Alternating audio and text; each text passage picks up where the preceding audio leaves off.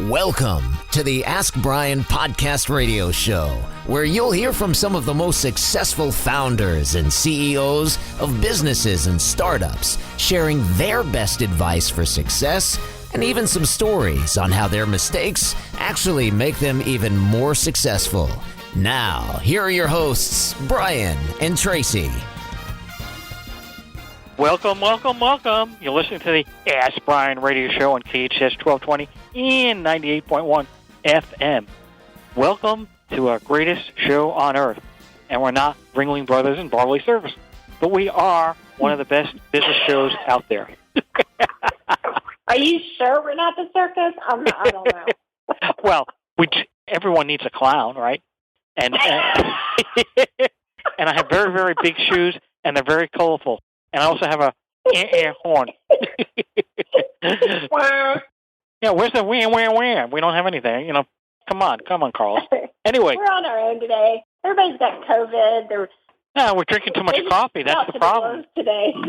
Because of our guest, I decided to drink a cup of coffee in his honor, and now I'm all ramping, racing against the road. But some people have never watched the show, listened to the show, and our guest has never listened to the show, so he doesn't know what's going on.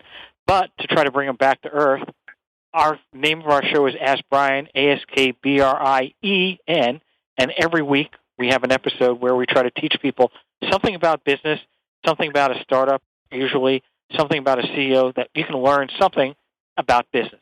But everybody asks us, if you haven't listened to the show, you don't know, but the people that do, they obviously do know, why, Miss Tracy, do we spell Brien with an E? Well, we spell Brien with an E for a lot of extraordinary reasons, most of all of which that start with E's. But our primary first one, we love to credit our engineer. However, our engineer, Emily, is down with COVID. So they've thrown us to the wolves today. We're all on our own. But that's an exception to how it usually is. I don't know if it's an exception, but okay. An exception means it happens once in a while. And so we also, because we interview a lot of experts, which I'm very excited about our expert today, and we do that so that we can educate entrepreneurs. How about that? What do you mean educate entrepreneurs? And by the way, isn't entrepreneur with an E? Yeah, exactly. I thought you would be really impressed by that, but clearly you weren't. It takes a lot to impress me, and impresses with an I, not an E. That's true. That's not an impress, E-M. Maybe in England they might do that impression. You might be right. So, and as a result of our experts being able to educate, we also provide a lot of, well, I know one of the words that you really like a lot is are you going to say it, or are you going to make me say it? I'm going to make you say it. Enthusiasm! And excitement! Excitement! Woo! So that means we always have a lot of high energy, and we always have a lot of expertise. And let's see, which one am I missing? Well, you're not very experienced in doing this, because if you were experienced, you would remember. You're absolutely right about that. Where is Emily when you need her, or Patty for that matter? And something I don't do for you, which is I don't empathize with you. Oh yes, you never show me any empathy, but we show our guests empathy, especially if they stick with us through this long diatribe of engagement. And don't forget, grease lightning.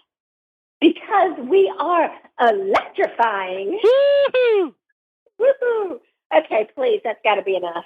Let's introduce our fabulous guest. Without any further ado? Yes, how do you spell ado? A-D-I-E-U. And why do I like that word? Because it's all consonants and very... No, it's all vowels. One consonant. One consonant. I have dyslexia. Don't be empathetic. What does that mean? I really don't. I just said that to make you feel bad. All consonants and only one vowel. and even though Brien is usually the O'Brien pub down the street in Ireland, we don't have the pub today. Patrick is out. Today we're in a coffee shop. We're not Well, just I skipping can the still pub. put, We're in the coffee shop. yes, but I can have an Irish coffee, and then I can put some liquor in it. That way I'll be okay. Oh, Lord. Well, you can I'm not your Lord. I'm not your lord. I'm not Anyway. I'm not the boss of your coffee. But we do have a great guest today, and he's probably going, what did I sign up for? I'm going to have to call up my publicist and go, why am I here? But if he's still around. Still here. I think we still have him.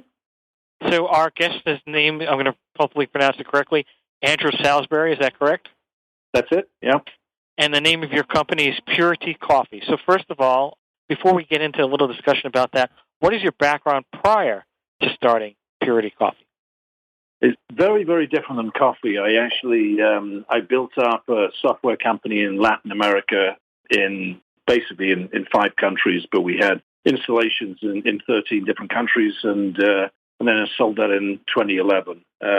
So it couldn't be more different. I went from selling, $1 million enterprise software systems to, 100 companies that I knew of to selling, bags of coffee. So it was drinking from a fire hose. What kind of software is this? Contact center software. So anytime you've got people making or receiving large amounts of phone calls, we had companies that had 40, 50,000 agents in some cases in Brazil, just literally making or receiving phone calls. And this was software that would facilitate that and make it more efficient. So basically in America, if I want to call the bank or the cable TV company or the telephone company, pretty much that's where I'm going to be. I'm going to be lost in the whim of the contact software, and you're the guys that produce it. Is that correct? Yeah, it was not very popular. There was nothing. There was no passion behind the products that I sold. I can tell you, it was we were responsible for bothering you at dinner with the predictive dialer calls. So now this concept is the favorite of our co-host. And so, how did you pivot from selling software into coffee? I can empathize, Trace. I'll give you the shorter version of the story. It's a sort of long story, but when I sold my company, I wasn't anxious to look for anything to do, and just took some time looking at different projects. But around the same time, my wife and I and daughter took a year off, and we traveled the world. And then when we came back, my wife started getting some real sort of what seemed like very serious health issues. We still don't know what they were, but very low energy. And she was just drinking a lot of coffee, like a lot of us do, to sort of like motivate to get out of bed in the morning. And she was relying more on her coffee than I felt like she should. And up to that point, I was a tea drinker. I mean, you can probably tell I'm originally from England. And as a tea drinker, I was trying to persuade her that she needed to give up on her coffee because it couldn't be good for you. My rationale was that her body was telling her she needed energy or needed rest, and she was giving it caffeine and forcing it to do something it wasn't able to do, and that wasn't good. So we had a few arguments about her giving up coffee, and sort of the crux of it was she said, like probably most of us would, I'm not giving up my coffee unless you can validate it with lots and lots of proof. So I met 2 professors at the Institute of Coffee Studies in Vanderbilt, and that was part of my journey of researching the health benefits of coffee. And then, basically, it didn't take me long to realize that I was completely wrong. The health benefits of coffee are huge, and there's a massive gap between what the scientific community knows about the health benefits of coffee and the general public. So that's sort of that was the first step, I guess. And I don't want to get too detailed, but so what are the significant differences that scientists and the public knows regarding coffee? Well, the first one, which I think is most interesting, is coffee is the number one source of antioxidants in the American diet if you're a coffee drinker.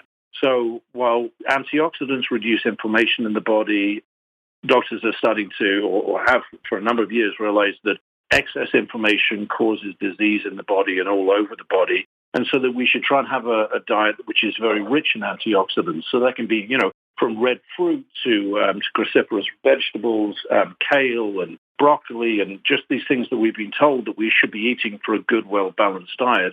If you drink coffee 3 to 5 cups a day, your number one source of antioxidants is coming from your coffee. One, because it's very high in antioxidants. Naturally, it's one of the top foods in antioxidants.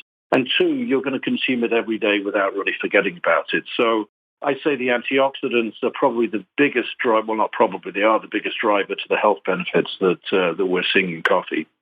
How does that apply for caffeine, because there are other drinks that have caffeine in it. Tea does have caffeine in it. Sometimes people tell me that caffeine in tea might be even higher than coffee, and then you've got drinks like Monster and Red Bull, whatever. I'm sure they have caffeine in them, and I guess you could even get pure caffeine. So what is the distinction with coffee? Well, and this is a really important point.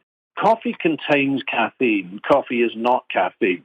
So meaning that is one of the compounds inside of coffee, and is one of the things that we attribute the benefits of coffee to. We like to wake up in the morning and it gives us energy, but really caffeine is just one of the players out of many players in coffee. The bigger player in coffee, the one that's attributed to the health benefits, is a thing called chlorogenic acids, and they're the polyphenols or the antioxidants in the coffee. So you can get a lot of the same health benefits from a Swiss water decaf coffee than you can with a regular coffee. It's not the caffeine that creates the health benefits. It's just a player to the party. And isn't there a way that we could split out the chlorogenics so that we could just have a product that just had that, so you don't have to deal with the caffeine and the other parts of coffee? It's a very good question, and we've worked with the University of Brazil and Professor Adriana Ferrar, who's one of the top coffee scientists in the world, and she said one of the frustrations for both pharmaceutical companies and people who are looking at supplements is they've never been able to reproduce the health benefits from coffee just by signaling out a compound. So what happens in coffee, there's literally thousands of compounds that are both created and destroyed in the roasting of coffee. And so it's more of an orchestra than it is any one instrument. It's not, while it's chlorogenic acids, the antioxidants are the biggest driver, there's 11 different chlorogenic acids to look at. There's things like diterpenes, diterpenes, depending how you pronounce it, like cafestol, caweol. There's compounds like trigonylene. And so the bottom line is, it's all of these working together in concert rather than any one thing that you could separate out.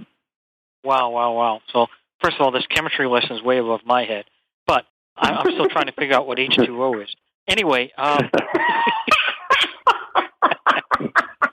That's right. Don't laugh. Anyway. Couldn't help it. How did you create this company? I mean, it started with your wife, okay? You decided that coffee was it. But how do you go from, kale has good benefits too? You didn't start a kale company. How did you get involved in this? How did you start it? It took me a long while to actually decide if there was a company at the end of this. So I had the luxury of time, and also I was really enjoying the research. And so the way it worked initially is the two professors at the Institute of Coffee Studies introduced me to Dr. Adriana Ferrar in Brazil. I spent a lot of time in Brazil, and after talking to her a few times, I offered her a basic consulting contract that was meant to be 2 to 3 months of just give me an education on coffee and health. And she's one of the top scientists in the world when it comes to that. She consults for the World Health Organization. So she really is one of the best people in the world to work with. And so that 3 months of just education turned into about 18 months. And initially, my thing was, okay, so if coffee is so good for you, I'm convinced, what would happen if you made every decision based on health? And that's sort of what made her curious. As she started looking at this, she said, nobody's ever done that. I mean, we know coffee is healthy and we know why it's healthy, but no one company has focused on every decision based on health without a compromise. And so we started looking at every step. And there was obviously a lot of risk in trying to create a business from that. So there was a certain stage in the first 18 months where I felt like, okay, this is really interesting, where we can make all these different decisions and the coffee is great, but will people buy coffee based on health? And will we be able to measure that we've actually made a difference with all the things that we've done? So 18 months into it, we tested our coffee against top 49 brands of coffee in the U.S. that represents most of the coffee, 85% of the coffee in the U.S. And we tested it against, very good organic specialty coffee and the Folgers, Maxwell Houses of this world, and Starbucks and Peet's and all of the companies in between. And what we were measuring for is the absence of bad stuff. So there's things like heavy metals and there's mycotoxins and there's certain bad things you don't want in your coffee, pesticide residues, that sort of thing. But more importantly, it was the presence of good stuff. Could we make a difference in the amount of antioxidants in the coffee that we were sort of curating? And then, basically after about 18 months, the lab test came back and we were number one highest in antioxidants, anywhere from 2 to 10 times higher than any of the coffees we tested. So that was the point where I said, there's got to be people who are primarily health conscious, who happen to be coffee drinkers, who would love our coffee rather than people who are primarily coffee drinkers.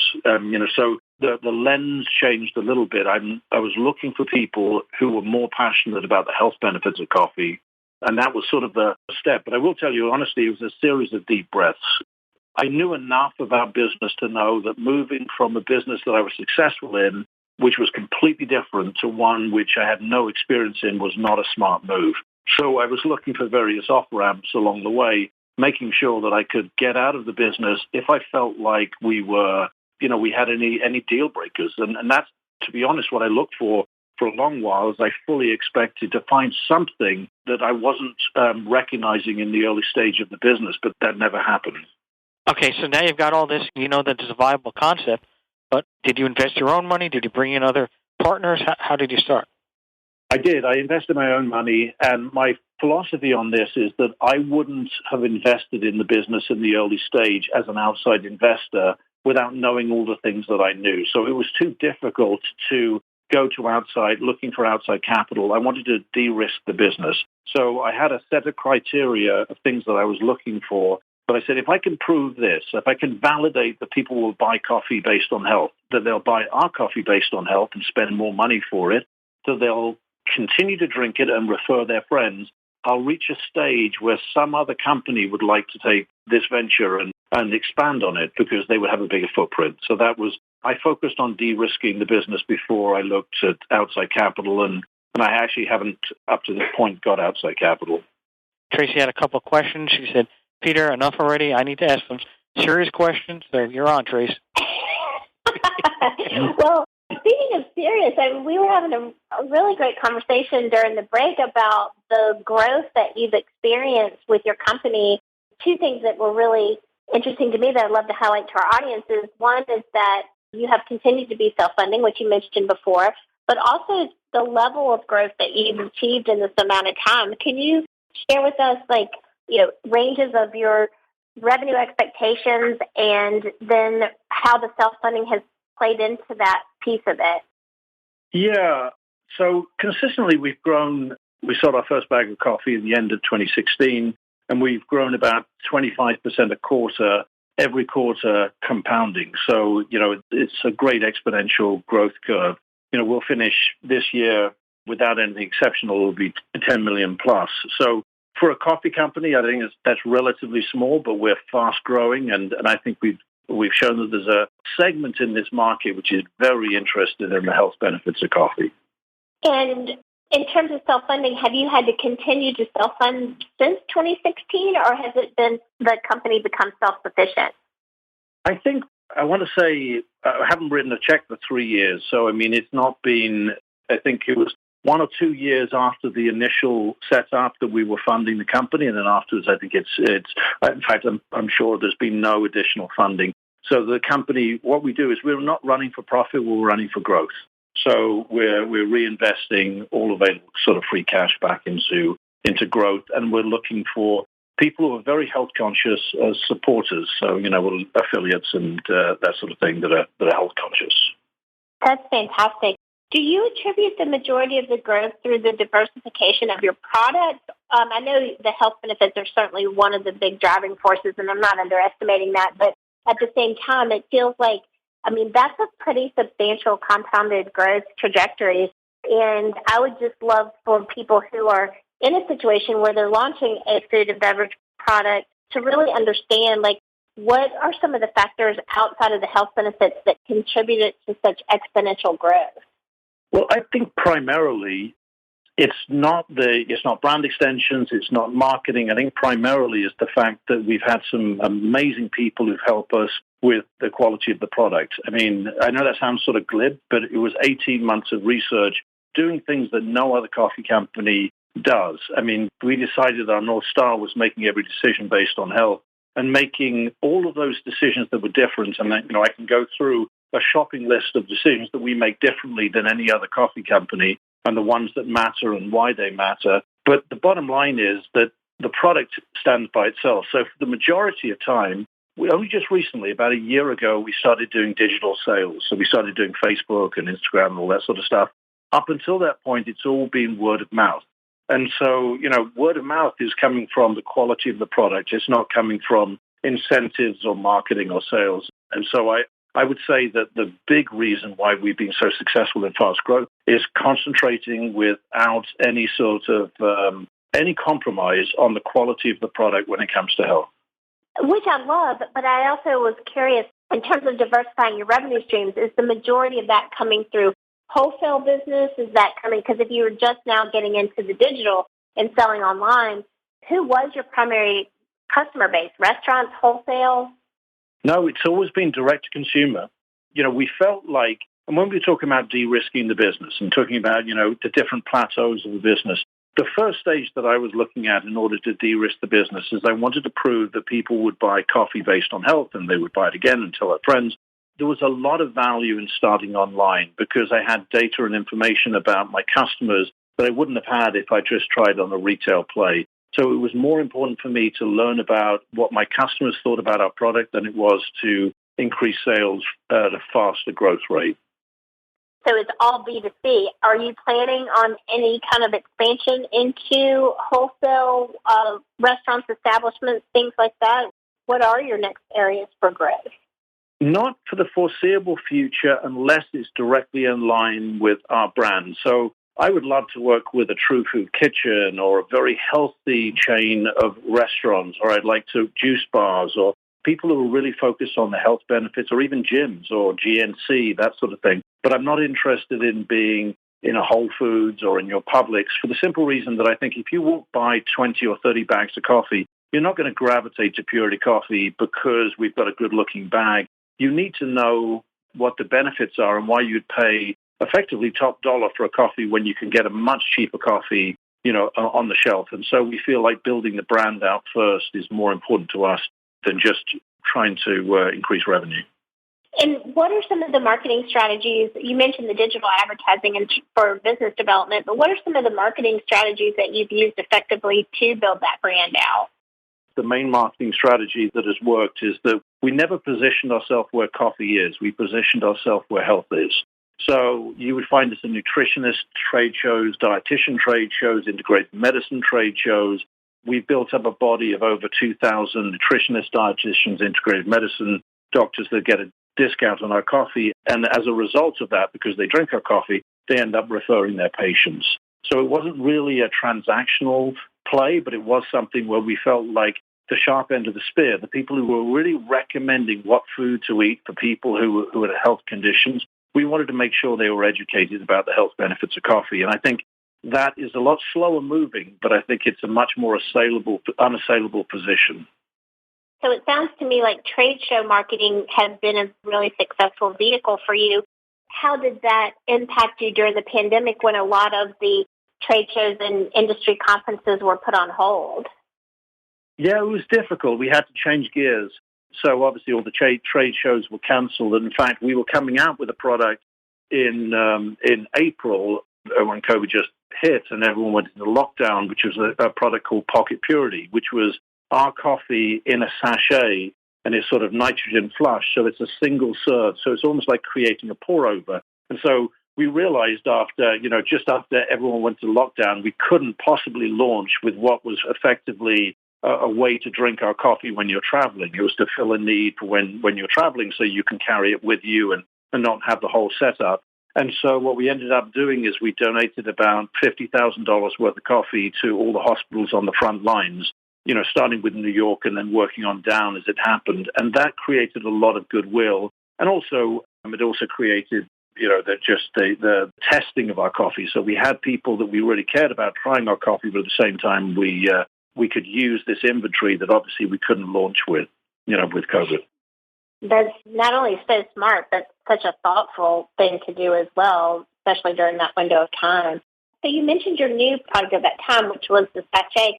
Can you walk us through some of the different product lines? And maybe as you walk us through, can you do it from a timeline perspective of what your first product was and then how you evolved into the different products that you're offering?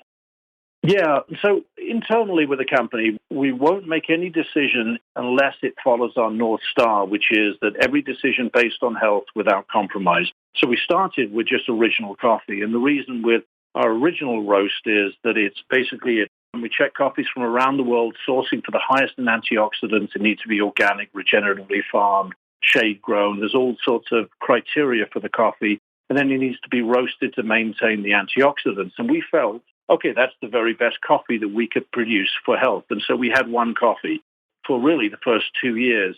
And then we recognized that there was the same health benefits in a lot of cases, and let's say 90% of the cases, not in things like Parkinson's, but definitely in things like liver disease, from having a coffee that's decaffeinated. So we started sourcing coffee that was, or not sourcing, we started looking at places that we could decaffeinate our coffee. There's 4 ways of doing a decaf coffee. 2 of them are healthy and 2 of them aren't. So the 2 that are healthy are Swiss water and critical CO2. And what they do is they basically naturally take the caffeine out of the coffee, and they lose none of the compounds like the chlorogenic acids and the stuff that we want in the coffee when they reintroduce it. So we provide Swiss water, and so it's obviously it's a little bit more expensive. It's more expensive for us. But, it's the only method, apart from sending coffee to Germany, which is critical CO2, that would make sure that we're not losing any of the compounds that we care about.